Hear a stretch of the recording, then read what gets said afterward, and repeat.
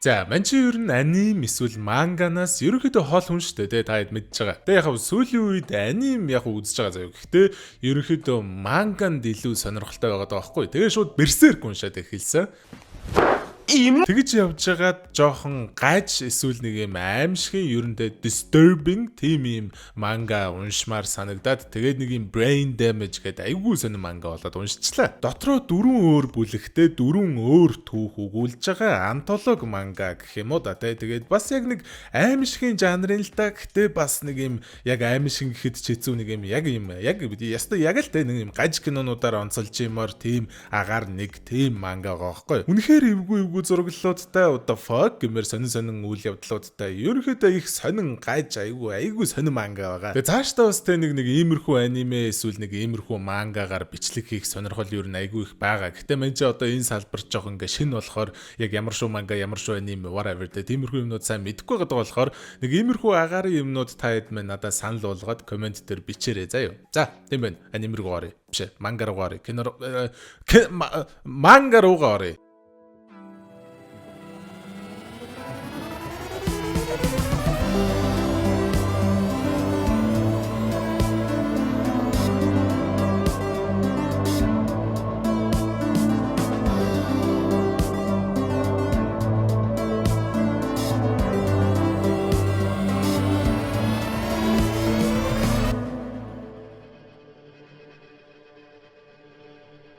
За эхлэхээс өмнө нэг юм хэлчихье. Яг нөгөө манга уншдаг хүмүүс бол мэдж байгаа бох нөгөө манга чи энгийн комик шиг биш нөгөө энгийн комик чинь зүүнээсээ баруун руугаа явдаг бол манга чинь баруунаасаа зүүн рүүгээ явдаг шүү дээ. Тэгэхээр одоо жишээ нь энэ хуудасны одоо ингээ зурагнууд байлаа гэхэд баруун талаас нь эхлээд баруун талынхаа зургийг эхэлж хараад дараа нь зүүнийг хараад ерөөхдөө нэг тэгж явна шүү заяа. За эхний бүлэг буюу Four Labyrinth за одоо бараг 4 төөрдөг байшин гэх юм уу да тий.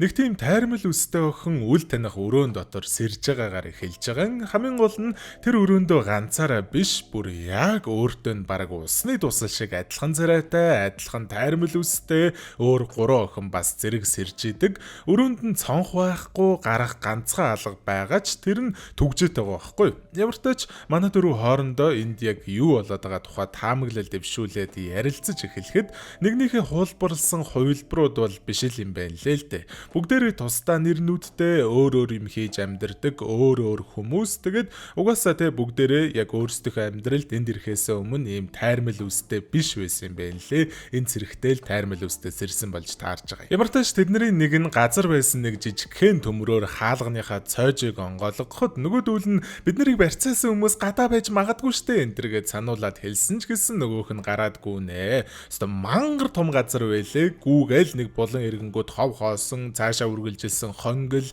дахиад гүүгээд иргэнгүүд хоосон хонгил гэд явсаар угаад нэг хаалга онгорхоо байсан өрөөрөө онгойлгоод шагаагаад харсан чинь за энийг бас YouTube дээр арай бүрэн харуулж болохгүй баха. Гэтэ тэ ингээд яг манай дөрөвтэй адилхан ийм тайрмал үстэй дөрвөн охиныг хоёрыг нь гэдсэн эсгээр нь хуваагаад алдсан, нэгийг нь толгойг нь таслаад алдсан, нэгийг нь хөлийг тайраад алдсан гэд амар хэрцгийгээр алдсан цогцснууд байдаг байхгүй. Араас нь гүгэд ирсэн хэд маань энэ цогцснуудыг харчаад шоконд орж орилолдоод эндээс хурдхан шиг зайлья гэж зүхтааж ах замдаа нэг юм дөрвөн ширхэг дөрвөлжин дүрстэй маск өмссөн хүнд баригдаад толгоогоо тасдуулдгийг энийг нь арчаад хоёрын зүхтааж амжсан ч нэг нь чаваас паникнд ороод тэ гүлээцэн сууж исэн чинь нөгөө алуурч нь гинэт зогссноо карманаасаа зураг гаргаж ирж хараад охин руу нэг хараад тасцсан толгой руугаа нэг хараад яг яах гэдэг нь мэддэхгүй зогсож ирснөө бүлээдэх нэ. Нэг тийм одоо тулгалт маягийн юм хийгээд байгаа юм уу да тэ. Зүхтаж чадсан хоёр маань явсаар нэг юм яг саяны алуурчны маскн дээр байсан дөрвөлжин хэлбэртэй нүхтэй хан гэх юм уу да олдог.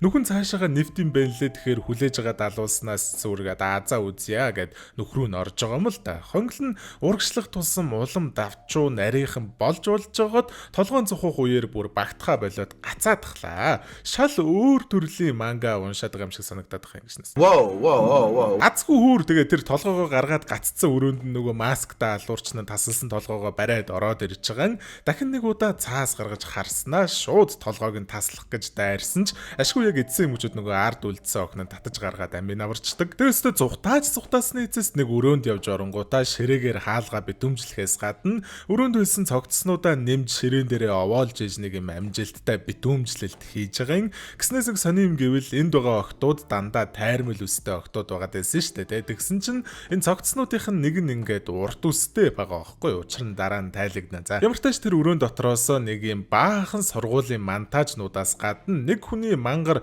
урт өдрийн тэмдэглэл маягийн юм олжж байгаа. Манай хэдийг барьцаалж ийшээ авчирсан хүн нь нэг охинд бүр галзууртлаа дурлаад даанч нөгөөхтөө сэтгэлээ илчлэх боломж ерөөсөө олдохгүй байсан болохоор ч юм уу эсвэл нөгөө охин зүгээр өөрийг нь ерөөсөө тоохгүй байсан болохоор ч тэр юм уу яг тэр охинтойгоо адилхан царайтай баахан охтуудыг барьцаалаад ингээд нэг газар цуглуулад хорцсон болж таарж байгаа байхгүй юу. Тэмдэглэл дээр бичснийг нь уншингууд бүр те би түүний тухай бодохоо болж чадахгүй байна. Ажлаа хийх гэхээр тэр бодогдоод нүдэнд түүний минь царай байнга харагдаад байна.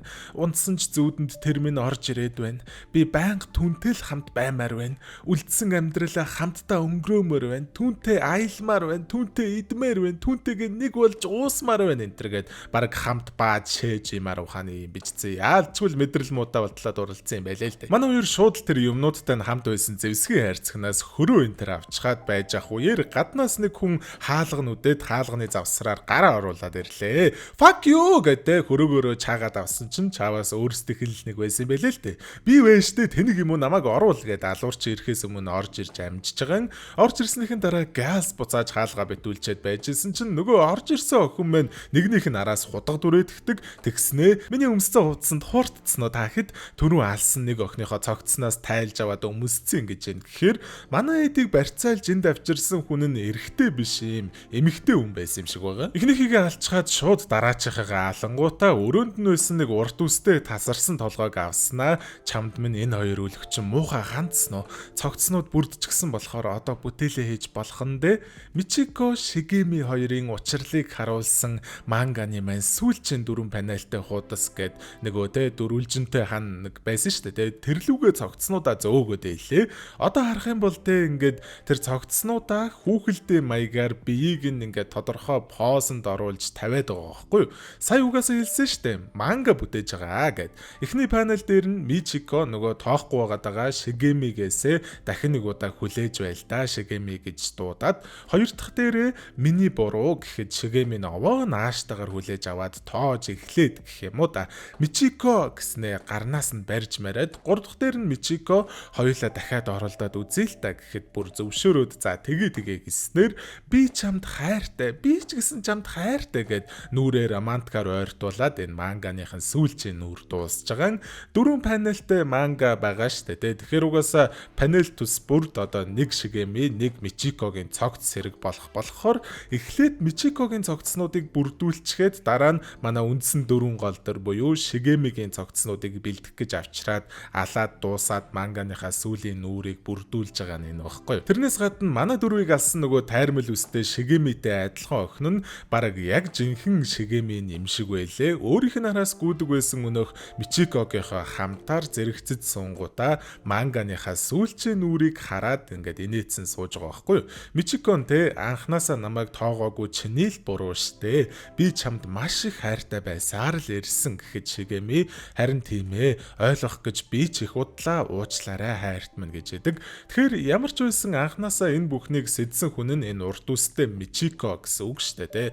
Тэгэхээр ер нь энийг нь одоо бас яаж янз бүрээр ойлгож болж байгаа юм. Энэ Шигеми гэж Мичикогийн краш охин нь сүулдэ ухаарад дасаад Мичикотой нийлээд аллагуудыг нь хамт үлдээд мангагаа бүтээх гээд яваад байсан ч байж болно. Эсвэл зүгээр энэ сүулт хамт сууж байгаа охин нь жинхэнэ Шигеми биш зүгээр нөгөө дагуулж ирсэн мангар болон Шигемитэй адилхан харагддаг охтуудынх нь нэг тэгээ зүгээр Мичико өөрөө галзуураад энэ охиныг жинхэнэ Шигеми гээд итгэцэн энэ охин ч гэсэндээ те дагаж солиорж Мичикод дурлангуудаа хамтдаа энэ мангаг нь хийгээд илэрээд аллах хийгээд явж ич магадгүй гэд бодоод их юм бол мангар болон интерпретейшн байж болж байгаа. За окей, хоёр дахь түүх болох Curse Room буюу хараалын өрөө, хараалтай өрөө like whatever. Нэг залуухан охин усанд орцсон байж байгаагаар эхэлж байгаа. Гинэт ард нь чимээ гарах шиг болоод эргээд харсан чинь юу ч байхгүй байдгаас гадна хөлөнд нь нэг өтгөө үс наалдсан байдаг. Тэгээ өөрийнх нь хэлж байгаагаар бол энэ үс нь өөрийнх нь үс биш, өөр хүний үс байх шиг байлээ. За тэгээд энэ охин маань нэргүй байхгүй. Тэгээ хэдүүлээ зүгээр хулан гэж нэрлэлчихгүй те. Хулан маань сүүлийн үед гэртээ 50 амьдарч чадахгүй л байгаа юм л да. Хаалттай байсан хөргөгчний хаалга нь онгоцсон байж магаад танихгүй дугаараас баахан дуудлагууд ирсэн. Тэгснэ бүр мэйлэр нь бас нэг хүнээс баахан үл мэдэх зурагнууд ирээд байгаа байхгүй.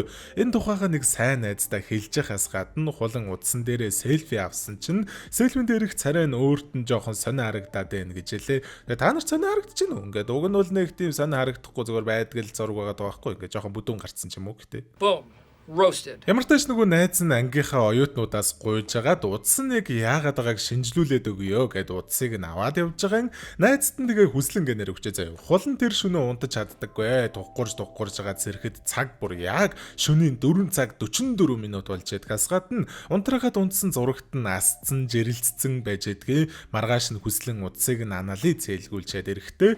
Нөгөө мэйл дотор нэг юм майн маягийн аудио файл байснаас гадна нэг юм оршуулгын газрын зураг байсан тухай хэлдэг. Тусаараа тэгэл те ингээ төсөөлдөө ингээ чиний удсан чинь те ингээ танихгүй хүнээс ингээ майн мэгзэм тэгснэ бүр оршуулгын газрын зураг ирээд ингээ те ямар муухай сэвтэж чад юм бэ. Хулан шууд яана гүлэг нэг нохоол намайг хараацсан юм шиг байна да. Би бүр шөн болгон бараг даруулаад цээжин дээр нэг юм дараад байгаа юм шиг мэдрэмж аваад байгаа штэ гэхэд хүслэн ашгүй нэг юм зүнч найзгаа аваад ирдгийг. Нөгөөх нь өрөөг нь үзчихсэн аа шууд өрөөний чинь болон цонхны чинь байрлал чөтгөрийн гарц руу харсан байрлалтай байна. Тэгээд муу ёрын сүнснүүд дамжиж яваад ах магадлалтай гэд бүр амар айлгаадахлоо. Шөнөн дахиад яг 4 цаг 44 минутанд орилоод сэрдэм байгаа үстэй. Яч ил зурагтан дээр нь бүр чи маргааш өөхөх болно гэж бичиг гараад ирсэн заяа. Усанд орсон чинь хүртэл дахиад баахан өснүүд унжорж ирээд өдөр нь хүслээ эрэхтэй энэ байрных нь өмнөх эзэн байрандаа амиа оруулж исэн тухай мэдснээ хэлж идгээс гадна тэрний өмнөх эзэн ч гэсэн орс хороггүй алга болж исэн энэ төр гэдэг балаа юм яриад хулан өөр хэмээн бүр үнэндээ шантарцсан би ер нь тэсч твчиж чадахгүй юм шиг байна. Энэ хараал яг намайг алах юм шиг байна энэ төргээд зүгээр нүүжиж болдгоо юм уу те. Тэгээ яг ийм ярьж яхад нь хүслэнгийн нүүрэн жижигхэн нэмсгэлэл тодорсноо. Зөв шүү зөв. Завж тарчил амьдрал эмзэгхэн шүү. Сүүлдээ чи тарчлаанда живэн тэгээд дараа чи ертөнц рүү эргэлзээгүйгээр шилжиж орно гэснэ. Чинаа зүү гэд нэг ийм нэрээр нь дуудчихлээ. Харин тийм ингээ нэртэл байсан юм байл л да манай гол дөр. Нэгэн хулан гэж нэрлэлсэн юм чинь зүгээр явахтай одоо тэгээ те хулан гэж явчих. Учир нь те чи аль хизээний үгчгсэн хулаан гэд хүслэн хэлж байгаа байхгүй юу? Тэгснэ энэ хулангийн амьдраад байгаа газар нь бүр зүгээр энгийн байрч биш эсэргээр ийм мангар болон тусдаа өрөөтэй киноны павильон шиг засцсан тайзны нэг хэсэг байсан болж таардаг. Таацмаац байхгүй заяа зүгээр нэг юм онгорхой. Тэгээд нөгөө байрыг нь ирж үзээд исэн зүн чимэгтэй болохоор хүслэнгийн босс нь дарга нь юм бэлээ. Ажлаа сайн гүйцэтгэлээ шүү. Өвчтөн чинь өөрийгөө үгсэн гэдгийг тайвнаар ойлгож эхэлсэн байна гэж хэлээ. За энэ газар нь тэгээ яг газар юм бэ гэхээр товчхондоо бол үхээд зомби болцсон хүмүүсийг одоо хүмүүсийн ингээд амьд байхдаа амьдарч исэн өрөөг нь дуурайлгаж хийнгүүтээ тэр өрөөнд нь авчирч сэрээгээд тэгээд яг шууд бишээр 50 аргаар баг багаар үхчихсэн гэдгийг нь өрөөнд одоо өөрсөнд нь ойлгуулах зорилготой газар гэх юм уу да тий. Зомби болцсон хүмүүс маань угаасаа бас яг ингээд цоо ирүүл хүмүүс биш болохоор өөрсдөө амьд байна л гэж бодоод гэртээ байгаа юм шигээр тэр дуурайлгсан өрөөнд дотроо энгийн өдөр тутмын амьдралаараа амьдраад байдаг болж таарж байгаа. Манганы маань ертөнцид болохоор 18 жилийн өмнө зомбины вирус тархаж эхлээд эхэндээ зүгээр хүмүүс зомбинуудыг алдаг байсан ч гэсэн судалгаа шинжилгээ хийсний үндсэн дээр ихэнх зомбинууд зомби болцоход шууд тэр дороо тийм одоо амьтанлаг хэрцгий болцдоггүй гэдгийг тогтоосон байгаа. Үгчгсэн ч гэсэндээ өөрсдийгөө одоо тэрийгэ мэдэхгүй яг ёстой те юу ч болоогүй юм шиг өмнөх амьдралаа яаж амьдарч ийснараа ингээд байгаад идэг болж таарсан юм байлээ л дээ. Үгцэн гэдгээ мэдэхгүй те зомби болцсон гэдгээ мэдэхгүй. Тэгээд үгцэн гэдгээ мэдчихэнгүүтээ паникнд орж солиороод таарсан хүн болгоно иддэг амьтанлаг бүр амар бүр үнэн галзуу зомби болж хувирдаг гэсэн үг байхгүй. Мэдээж тэгээ чааваас хүмүүсийн ойр дотны хүмүүс нь хэдий зомби болчиход байгаа ч гэсэндээ яг байдгаараа байгаад ахаар тэр дотны хүмүүс нь зориг нь хүрэхгүй алж чадахгүйгээс ихсүүлээд янз бүрийн асуудлууд үүсээд исэн болохоор төр цаанаас нь ийм төсөл сэдээд зомбинуудыг аль болох генетийн шокнд дотронд оруулалгүй системтэйгээр төлөвлөгөөтэйгээр урт хугацааны турш айлгаж, зовоож, тарчлуулангуудаа үхэлтэй нь өөрсдийг нь эвлэрүүлээд байгалаар нь өхүүлэх зорилго тавьсан л гэсэн үг шүү дээ. Тэгээл чааваас хүслэн энэ хуланг айлгах гэд усанд орж явахтан дээрээс нь ус хаяад утас руу янз бүрийн сэвтэй мэйлүүд явуулаад шөнө нь бүр цээжин дээрээс нь шалны модоор дарж сүнсэн даруулж байгаа юм шиг мэдрэмж өгөөд нууцаар зурагтыг нь асаагаад гэх мэтчлэн тамлаад лээсэн болж таарж байгаа юм. Гэтэ энэ төсөл нь бол надад тэгээ жоохон тэнэгэл санагдаад байгаа байхгүй те. Хүн амьтны тусын тулд хүнлэгээр энэ зомбинуудаа алъя гэдэг зорилготой ирнэ. Яаж ч утсан тэгээд шууд буудуулж өгөхийн оронд урт хугацаанд янз бүрээр айж тарчилж ээж өгөх нь хамаагүй хүнлэг бос биш юм уу сараа тэгэл. Тэгээд мэдгүй тэгээд энийг бол яг бас зөв талаар нь харж болох л байх л та. Тэгээд ингээд том өнцгөр нь харах юм бол те хэдэн хүмүүсийг зовоож байгаа ч гэсэндээ цаашаага энэ зомбинуудыг бүр амар хэрцгий болохгүй тулд ингэж байгаа юм ингэж байгаа. Гэтэл те зовлон бахтай газ жалчихгүй ингээд зүгээр сэтгэл санаагаар дээрлэхээ шагаа те мэдгүй. Тэгээд нэг л өдөр дахин нэг удаа захирлан нөгөө зөнч найзын дүр тойроод ирснийхэн дараа хулна те манай шүршүүрийг нэг үзээд өгч болох уу та шүршүүрт орохоор л хэн нэг намайг нууцаар ажиглаад байгаа юм шиг мэдрэмж төрөөд байгаа ингээд дагуулад явдгийг удалгүй хүслэн гараас нь очсон чинь те хулан манай захирлын гэз доторхуудыг зүгээр сайхан гаргаж ирээд идсэн сууж яадаг. Энийг нь мэдчихээд тентхийн цэргүүд бөөнөрөө дайрж ороод арга хэмжээ авах гэсэн ч хүслэн болиулангуудаа та нар үүргээ мартаа юу хохирогчдыг амар амгалан өхүүлэх нь бидний үүрэг гэж хэлээ. Дараачийн тоногт чаваас тэгэл хүслэн хуланг засах гэж хичээдэг гэх юм уу да. Зомби болсон хүмүүс хүний цус амтлахаараа хэсэг жоохон тайвшраад эрүүл ухаанаа эргүүлээд авдаг болж таарж байгаа юм. Тэгээд хүслэн нөгөө захирлынхаа цогцсноос цусыг нь юулж савлж бэлдэнгүүтээ хуланд хаяа баг тунгаар өгж тайвшруулдаг болж эхэлдэг. Тэгснэ дараа захирлынхаа биений махнаас зүгээр баг багаар тайван сайхан хуланд идүүлдэг болсныхоо дараа будаа агшааж магшаагаад сүши маягаар өгдөг болж эхэлж байгаа юм. Дараа нь үхрийн махтай хойлоод хоол хийж өгдөг боллоо гэд хүний мах идж байгаа тунг нь ингээд баг багаар багасгаад байдаг гэх юм уу да тий. Сүүлдээ бүр нэг өдөр ямар ч хүний махгүй дан үхрийн мах хийгээд өгсөн чинь хулан ерөөсөө ялгааг нь анзаарахгүй ёстой гоё хоол болжээ гэж хэлээ. Харин тий хүслэнгийн төлөвлөгөө нь биелж байгаа юм шиг байгаа. Гэж бодчихвэл бас үгүй л дээ. Төгсгөлийн хуудсан дээр хүслэн хулан галаад гал тогоондоо тавьдсан бүр юмтэй миний үнтер гаргаад тавьдсан байлээ. Хүний махан олны бизнес эхлүүлсэн байгаагаар энэ төвхөн дуусж байгаа юм аа. За 3 дахь төвх Portrait of Family буюу гэр бүлийн зураг. Шууд эхний хуудсан дээр л нэг өвөө манай гол дүрийн эмэгтэйгийн буюу Микагийн бөксийг базаад эхэлдэг юм аа. Хамгийн гол нь энэ өвөө нь энэ эмэгтэйгийн яг цусан холбоотой өвөө нь буюу харин тий өвөө л гэсэн үг л дээ.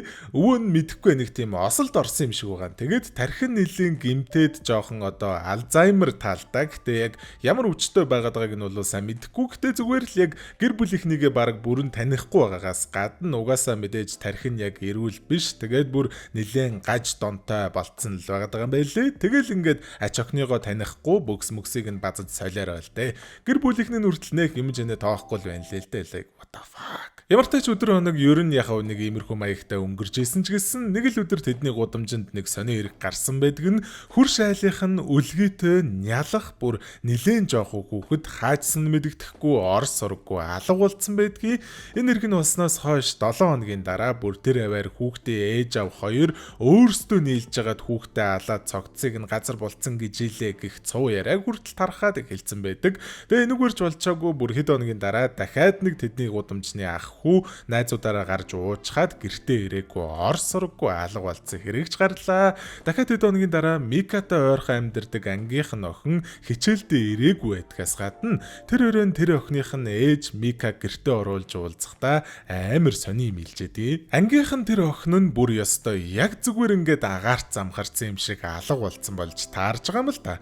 Хамгийн сонин нь гэрээсээ зовдсон юм уу гэхээр үгүй өмсчээсэн хувцсан сандал дээр нь яг ингээд байжсанаас гадна гар утас цүнх төрөөч энтрээс авахулаад ерөнхийдөө л тийм өөрийнх нь бүхэл юмнууд яг байсан байранда гэртээ байж исэн байгаа. Тэгээ нэг юм сони юм сонсчоод Микаг харж ах замд нь дахиад өнөөх хүүхдээ алдсан аав Миката таарангуудаа тэр хүүхэд нь алга болдог хэргийн дараахан их нэртэйгээ тэрвэрлдэж унтаад сэрсэн чинь эхнэр нь бас замхраад алга болцсон тухай хэлжээдэг. Бас л ойлгомжтой зүхтаас нь шинж юуж байхгүй бүх юм нь яг байсан байранда. Тэгснэ гэнэт Мика руу чи тэр цуврахалд итгэж байгаа байгаа юм байна тийм үү?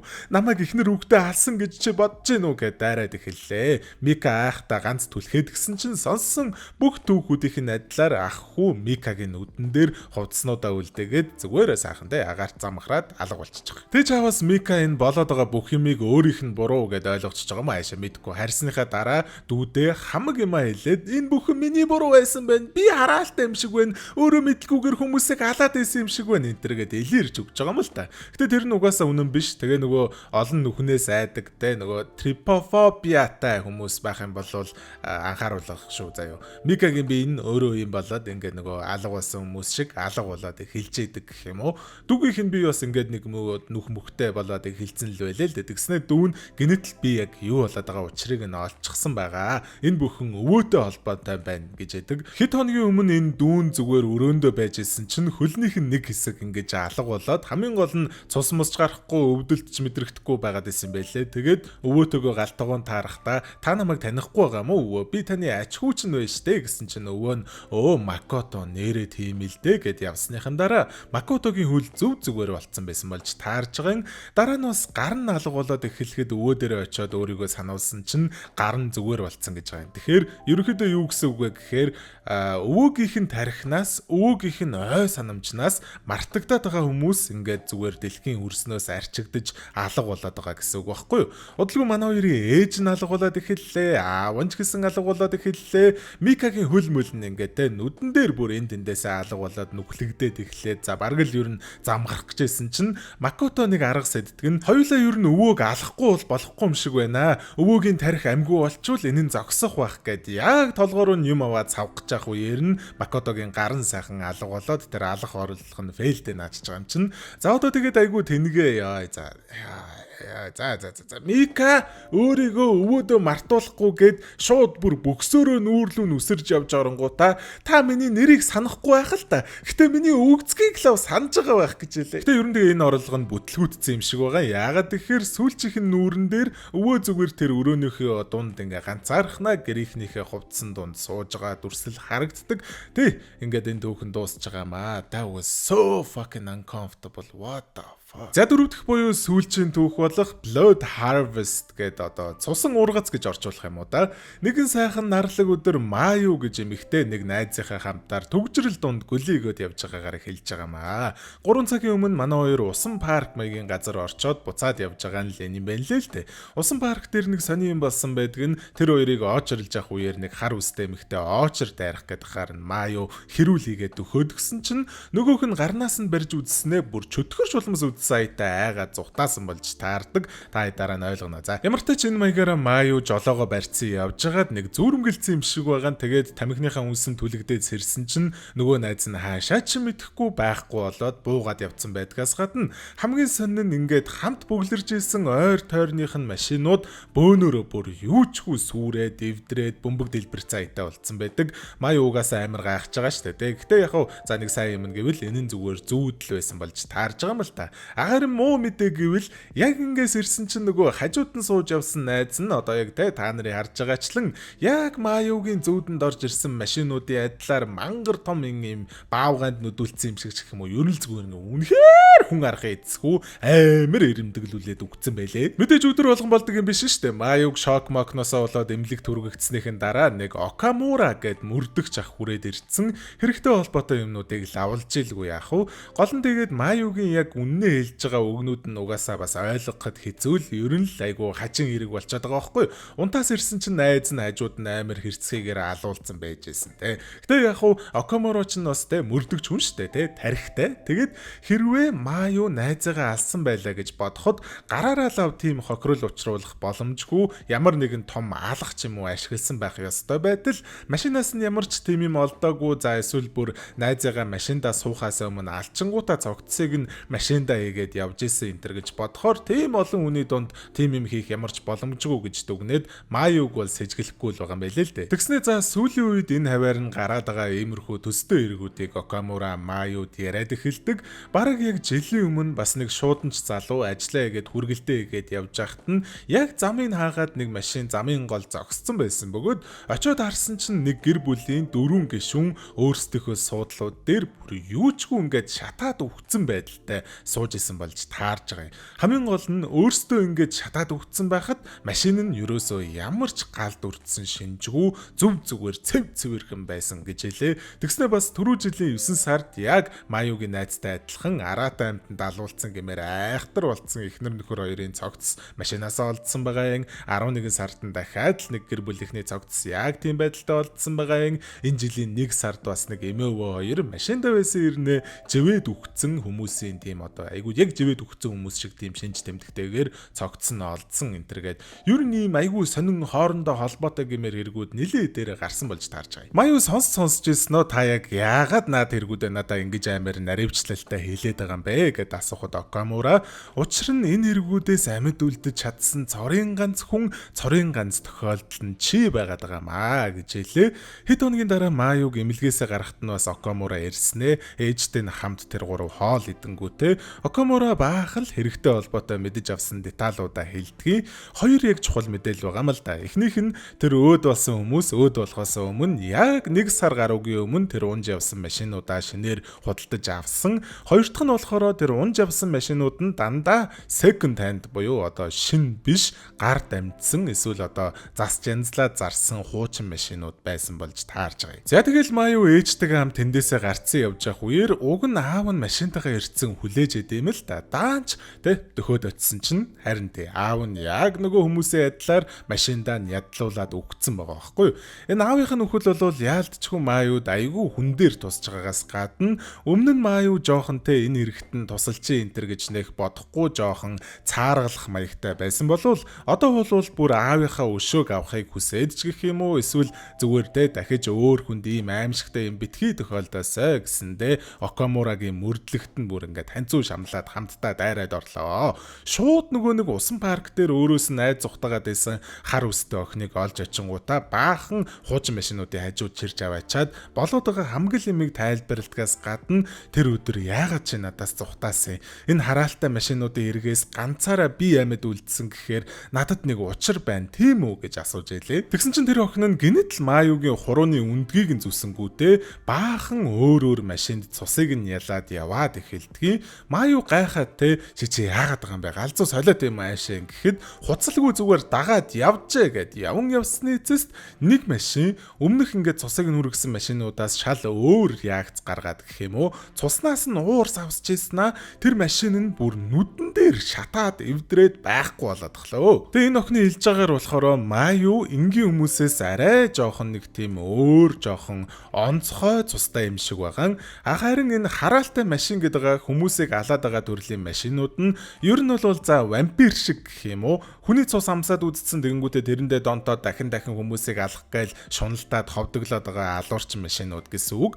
Тэгээд Маюгийн цус энгийн хүмүүсээс арай өөр цус болохоор энэ машинууд нь идэж ууж чадахгүй айдаг. Тэгээ за баг бүр ингээд өөрсдөө угаасаа тэр цусанд нь алуулаад байгаа л гэсэн үг юм байлээ. Мэдээж бүх хуучин машинууд ийм алуурчин машин биш. Тэгэхээр яг ийм алуурчин машинуудыг олж тогтоох ганц арга зам нь одоогоор Маюгийн цусал байгаа юм л да чаваас. Тэгээ яг хав ирээдүйд ийм Маю шиг цустай хүмүүсийг олохын өмнө яадагчл байсан энэ тухай хүмүүст сануулах хэрэгтэй байхаа гингүүтээ дахиж Маюгийн цусаар ийм нэг машин олж шатаагаад тэрийг бичлэг хийгээд авъя гэдэг төлөвлөгөөтэйгээр Маю тоо бодоод эхэллээ. Хүний биеийн 8% цус байдаг. Тэгээд Маюгийн бие 48 кг гэхээр 4 литр цус биед нь байгаа гэж тооцож байгаа юм байна лээ. Биенийхээ цусны 3/1-ийг нь алдах юм бол өвхдөг. Тэгээд тийм болохоор 1 литр гаруй цусаа би юулээд ашиглаж болох юм байна гэж тооцож байгаа. Шууд тэр дорой цуснаасаа юулэнгүүтээ ганц туслаар машинууд дээр тусаагаад шалгаж эхэллээ. Мэдээж баахан цусаа алдсан хүн чинь биеийн сольдж байгаа шүү дээ өөрх юм. Гэхдээ яг нөгөө хар үстэй охин нь баахан биеийн сайн ч гэх юм уу, цусан сайн ч гэх юм уу, эмнүүд, нутришнүүд авчирч өгөхөөс гадна цус сайн түлжүүлнэ гэд баахан элэг идүүлэх замаар баахан цусыг нь юулж ажиллаа үргэлжлүүлснээ эцэстэнтэйг юм алуурчин машинаа олоод шатаагаад бичлэгийг нь хийж нийтэд түгээснээр тэр цагаас хойш хуучин машин зарж борлуулж унахыг төрөөс бүр хууль гаргаж хоригдсан байгаа. Гэтэ мэдээж хуучин машиныг шингээ зарж байгаа хүмүүс ч байх магадлалтай, эсвэл бүр шинэ машинууд дунд ч тийм алуурчин машин байх магадлалтай гэж хүмүүс айгаад байсан болохоор машин нь аюулгүй гэж бүр нотлох цорын ганц арга зам нь Маюгийн цусыг заавал эхлээд машин дээрээ дусаад шалгах болоод таарч гарчиж байгаа юм л да чааваас. Тэгээ сүүлчийнх нь үрэн дээр манай Мааю бүр ингээд эмнэлэгт баахан төхөөрөмжнүүд дунд орон дээр хөвтөөд тал талаасаа цусаа аюулуулж байгаа зураглал харагддгийг. Харин тийм ээ өөр хэм ингээд те дэлхийн сайн сайхны төлөө өөрийгөө одоо товчхондоо зүгээр хүм биш нэг юм лабораторийн харах болгоод хувиргацсан л байгаа юм л да. Ивэ. За тийм ээ тэгээ кино мэн гэж авч байна. Манга мэн энэ дөрөв өндөрлж чинь. Ерөнхийдөө надад айгүй зугаатай л байла. Тэгээ мангагаар бичлэг хийх бас айгүй сонирхолтой юм байна. Тэгээд шал өөр ингээ киноны дүрстэй биш зураг мөрөгтэй ажиллаж байгаа те. Тэгээд влог үзсэн хүмүүсээ бол нөө манай чинь би үзсэн шүү дээ. Тэгээд гайгүй болцсон шүү. Тэгээд угаасаа хэлмээр л байсан. Намайг нэг бити нэг өвддөг гэж бодорой. Би баг өвддөггүй. Би ер нь сайхан эрүүл чирэг сайхан Монгол ир хүн байдаг байгаа. Тэгээд за тийм энэ тэгээ өөр юу ярих вэ хэдүүлээ дараачих авчлалгаар тунгуудахгүй уулзуулахаар төвчээртэй сагаан хүлээж агаарай. Хайртай шүү. За. Саараарай. Гой зүзэдлэрээ.